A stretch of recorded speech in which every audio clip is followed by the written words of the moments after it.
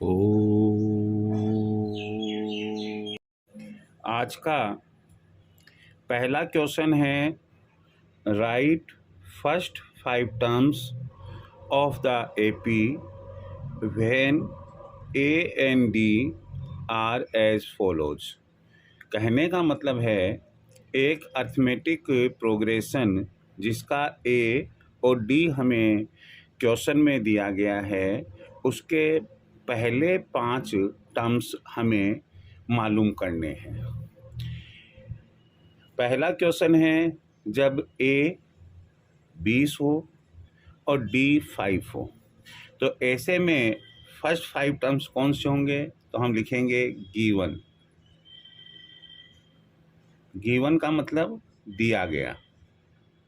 Given A is equal to 20 and D is equal to 5।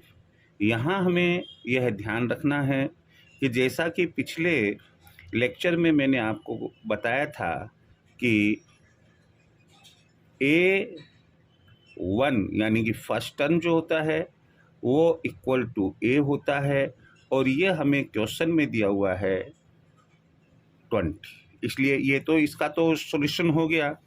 Second में A2 is equal to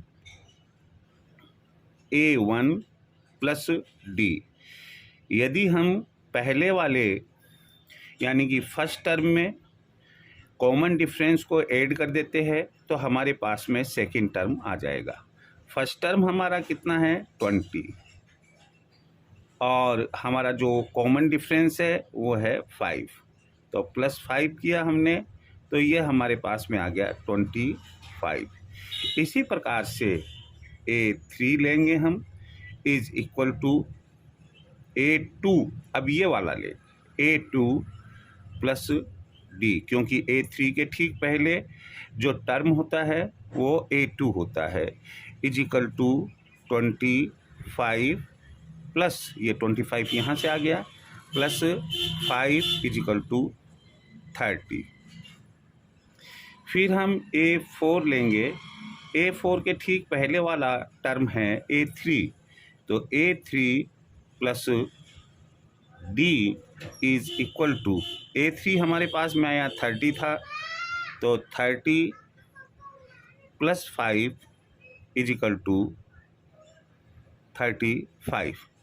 फिर हम लेंगे A5, क्योंकि हमें कहा गया है राइट फर्स्ट 5 टर्म्स, तो A5 is equal to A4 plus D. A4 ये वाला लिया हमने, तो यहाँ A4 की वैल्यू 35 आई हमारे पास में। 35 plus 5 is equal to 40। Therefore first 5 terms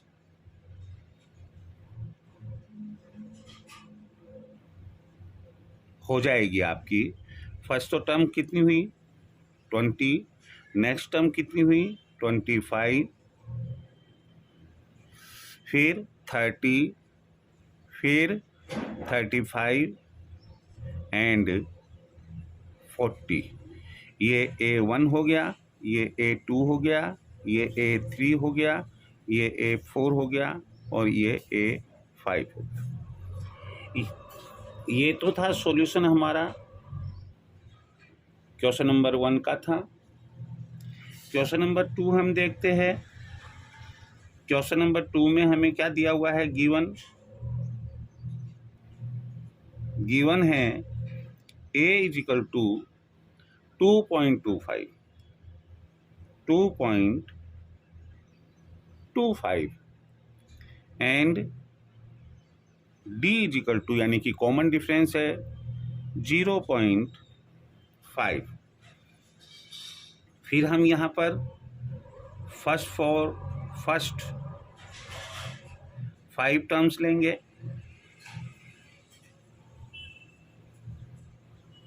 क्या क्या है ये? A1, A2, A3, A4 and A5। 5 because A1 is equal to A is equal to 2.25. A2 is equal to A1 plus D। तो A1 तो हमारा कितना है 2.25 है, 2.25 प्लस D कितना है, ये हमारा 0.5 है। तो ये बन जाएगा हमारा 2.75। A3 आएगा हमारे पास में A2 plus D is equal to, A2 यहाँ से लेंगे हम 2.75 प्लस D 0.5 है, तो ये हमारे पास में बन गया 3.25। फिर आगे हम जब बढ़ेंगे हम A4 लेंगे हम, तो A3 plus D is equal to, A3 हमारा कितना आया 3.25 प्लस D है 0.5, तो हमारे पास में ये हो गया 3.75। A5 आएगा हमारा A4 plus D is equal to, A4 कितना है 3.75 प्लस 0.5, ये बन जाएगा हमारा 4.25। इस प्रकार से जो फर्स्ट 5 टर्म्स हमारे रहेंगे वो A1 कितना बन गया हमारा, A1 2.25, A2 हमारा बन गया 2.75, A3 हमारा बना 3.25, A4 बना हमारा 3.75 एंड A5 जो हमारा बना वो बना 4.25। यही आंसर। तो ये था हमारा क्वेश्चन नंबर 2 का आंसर।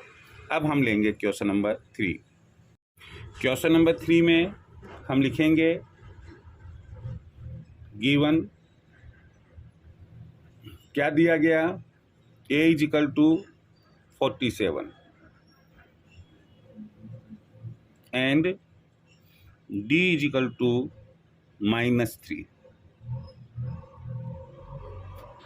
हमें 5 टर्म्स मालूम करने हैं, 5 टर्म्स मालूम करने हैं।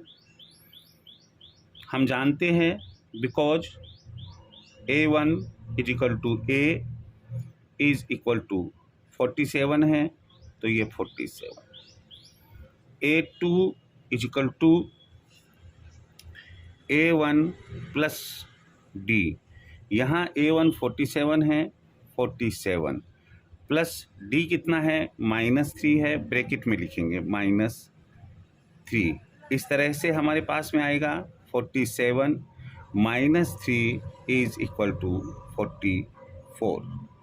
फिर हम लेंगे A3 is equal to A2 plus D is equal to, A2 हमारे पास में कितना आया 44 प्लस यहाँ से उठाया हमने प्लस D हमने यहाँ से लिया -3, और ये बन गया हमारे पास में 44 प्लस माइनस को मल्टीप्लाई किया -3 आया, और ये बन गया हमारा 41। फिर है A4 is equal to A3 plus D is equal to, A3 यहाँ से लिया हमने 41 प्लस यहाँ से उठाया हमने D -3 है, तो ये बन गया हमारा 41 प्लस -3 इज इक्वल टू 38। इसके बाद में A5 is equal to A4 plus D is equal to, यहाँ से ये लिया हमने A4 लिया हमने 38 plus -3 is equal to 38 plus minus minus हुआ, ये 3 इज इक्वल टू 35। इस तरीके से जो हमारा फर्स्ट 5 टर्म्स होंगे,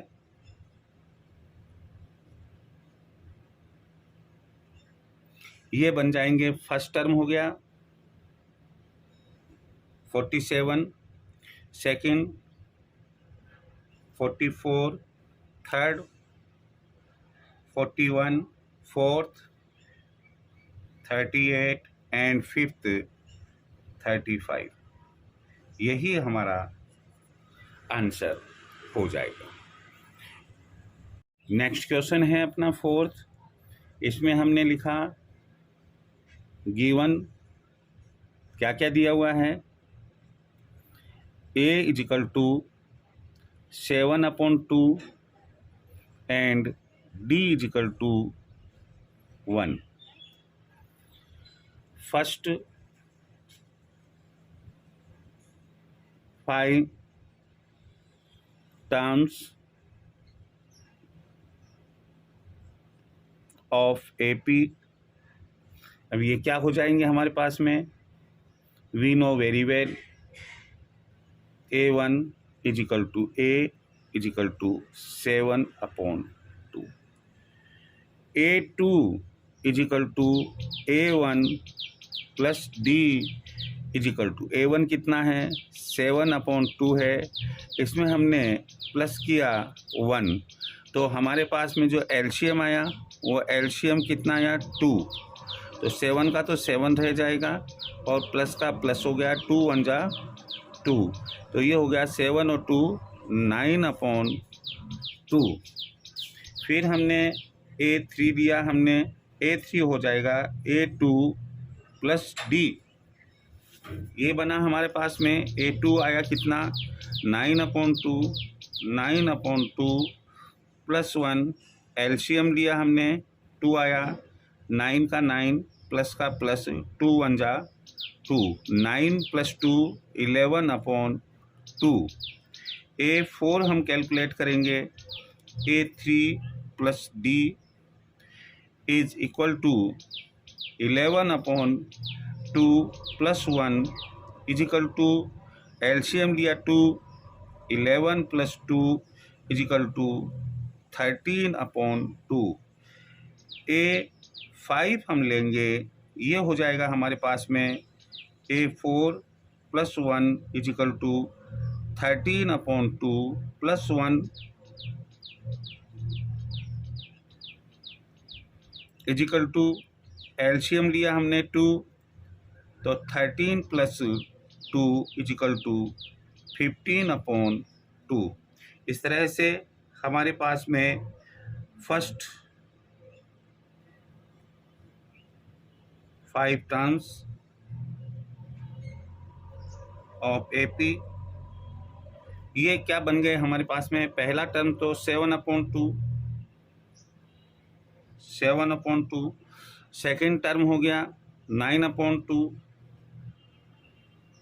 थर्ड टर्म हो गया 11/2, फोर्थ टर्म हो गया 13/2 एंड फिफ्थ टर्म हो गया 15/2। यही आंसर। क्वेश्चन नंबर सेकंड है अपना फाइंड A। यदि हमें किसी अर्थमेटिक प्रोग्रेशन में, पहला क्वेश्चन इसका, if D is equal to 4, common difference 4 हो, एंड नंबर ऑफ टर्म्स 11 हो, और एंड A11 अर्थात 11th टर्म की वैल्यू 44 हो, तो हमें बताना है कि A की वैल्यू क्या होगी। तो पहला क्वेश्चन हम लेते हैं, तो हमें ये फॉर्मूला याद रहना चाहिए क्या, कि because A is equal to AN minus N-1 D, ये फॉर्मूला हमें एकदम से याद कर लेना चाहिए। जो जनरल फॉर्मूला है हमारा a n is equal to a plus n minus 1D, हम उससे भी कैलकुलेट कर सकते हैं, लेकिन समय भी लगेगा और गलती होने की पॉसिबिलिटी बढ़ जाएगी। देयरफॉर ए इजिकल टू हमें जो गिवन है ए एन है 44, कितना है 44। ये जो हम A11 है इसको हमें लिखा हुआ मिल सकता है AN, और माइनस N कितना है हमारा 11 माइनस 1, D कितना है हमारा 4 है। तो ये हमारे पास में आंसर आ जाएगा 44 माइनस 11 माइनस 1 10 इंटू 4। तो ये हमेशा ध्यान रखिए कि बोर्ड मास के रूल्स के अकॉर्डिंगली पहले मल्टीप्लिकेशन डिवीज़न को एक अमाउंट में कन्वर्ट करते हैं। तो ये हमारे पास में बन गया 44 minus 40 is equal to 4। Therefore A is equal to 4, यह हमारा आंसर हो जाएगा। सेकंड क्वेश्चन लेते हैं कि यदि अर्थमेटिक प्रोग्रेशन में if d is equal to -2, n is equal to 15 and a n जो कि क्या है हमारे पास में a15 है, a n is equal to 44 हो, तो ऐसे केस में a की वैल्यू क्या होगी। तो फॉर्मूला हमें हर बार लिखना चाहिए, because a is equal to a n minus 1 d is equal to A N हमारे पास में कितना है 44 है, 44 माइनस एन कितना दिया हुआ है 15 है, 15 माइनस 1, डी कितना दिया हुआ है -2 है, -2 is equal to 44 minus 15 minus 1, ये कितना हो गया 14 हो गया, और ये -2 है तो ये -2। इस तरह से हमारे पास में क्या आंसर आएगा 44 माइनस, और माइनस कितना हो गया भैया, माइनस को माइनस से मल्टीप्लाई करेंगे हम, तो ये हो जाएगा हमारे पास में प्लस हो जाएगा, और 14 इंटू 2 कितना हो गया 28। इस तरीके से ये आ गया हमारे पास में 2 और 6 और 1 7, 72 इसका आंसर आ जाएगा 72 हमारे पास। सपोज करो कि आप क्रॉस चेक करना वेरिफिकेशन चाहते हैं, अगर आप, तो अब वेरिफिकेशन में हम क्या लिख सकते हैं कि if a is equal to 72, d is equal to -2, n is equal to 15, then find a15, ये हमें कैलकुलेट करना है। तो चूंकि a15 is equal to a हमारे पास में 72 आया, फिर उसके बाद में प्लस n-1 हमारा 15 - 1 और ब्रैकेट के अंदर और इंटू -2, ये जो -2 है ये मल्टीप्लाई करे हमने, तो 72 प्लस, और ये बन गया 14 -2 तो -28 बन गया हमारे पास में। 72 - 28 इज इक्वल टू 2, 12 में से 8 गया 4, ये 2 का 3 हो गया और ये 4, तो a15 44 हमारे पास में आ गया। हम क्रॉस टैली इसको कर सकते हैं, यानी कि वेरिफिकेशन करके हम बता सकते हैं, या हम अपने आप से मालूम कर सकते हैं कि हम सही है। क्वेश्चन नंबर 3 हम लेते हैं, फिर हमने इसमें लिखा, देखिए ये हमें कह रहा है if d is equal to 1, n is equal to 51 and a51, अर्थात an ये और लगाया हमने, कितना है 70 है, तो फाइंड a, तो a की वैल्यू क्या होगी, हमें फॉर्मूला लिखना है, because a is equal to an minus n-1 D.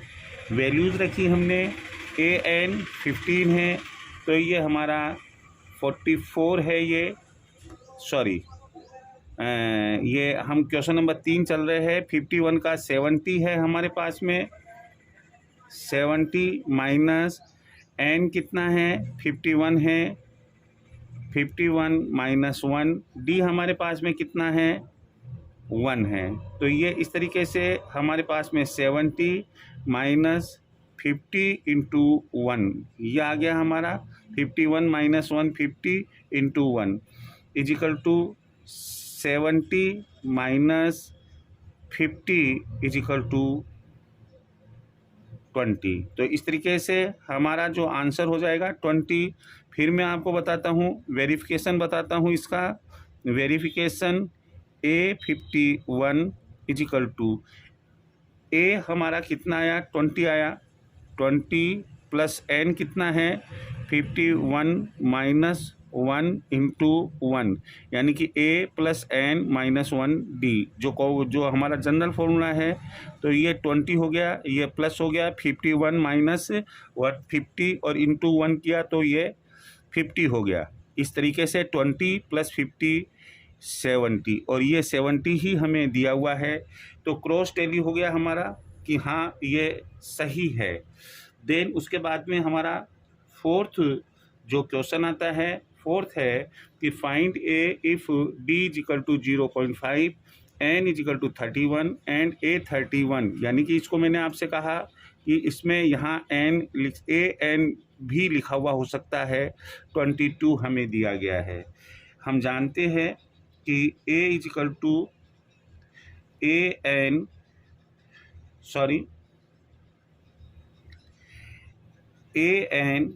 Minus n minus 1 D यह होता है।